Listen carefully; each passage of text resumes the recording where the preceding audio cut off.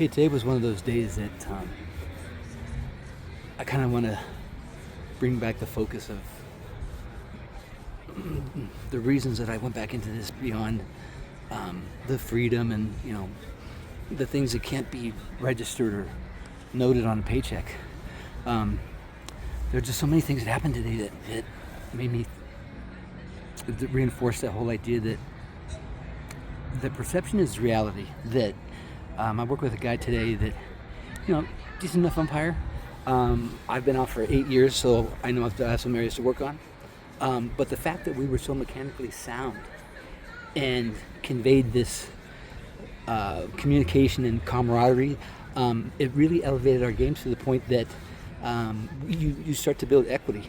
That there's been a guy there that has been there for 5 of my first few games, and Coach V, good guy, jiu-jitsu guy. We laugh about shit.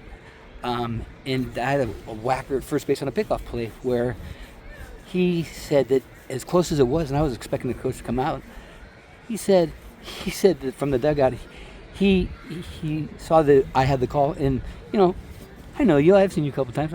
I know you're good, but it's that kind of perception and those kind of relationships that you establish with these coaches and these players that lend themselves to your credibility. I executed so many subtle mechanics today that I know separate me from the average umpire, but they're so subtle that most people wouldn't know them. But again, those relationships you build, I know there's a group of kids that if they were to, you ask them or they were to see me, they'd tell you I was a great umpire, and they couldn't tell you one fucking call that I made, but they will tell you that I was a great umpire because I asked them to play an Eminem song in between inning breaks.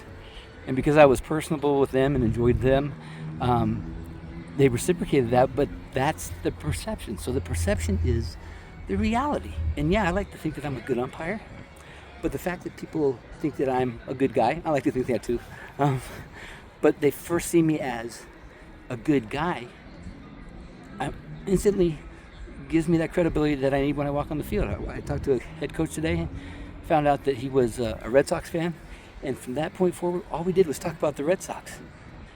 And I can tell you that there were enough calls on the field that normally, had you not known who I was or had a conversation with me, you may have come out to question that. Now, I don't expect to get a free pass just because I know you and I'm friendly with you on the field. But I will tell you that people... the perception is the reality. If they think that you're intentionally making calls that don't go their way, they are going to seek out examples to prove their point. And while nothing could be further from the truth, the perception is the reality. So always work on being personable with your coaches, with your players. Don't be afraid to be human. Don't be afraid to admit that you missed a call, that you could be better, but always cultivate those relationships, because I'm telling you, beyond the paycheck, beyond the arguing balls and strikes,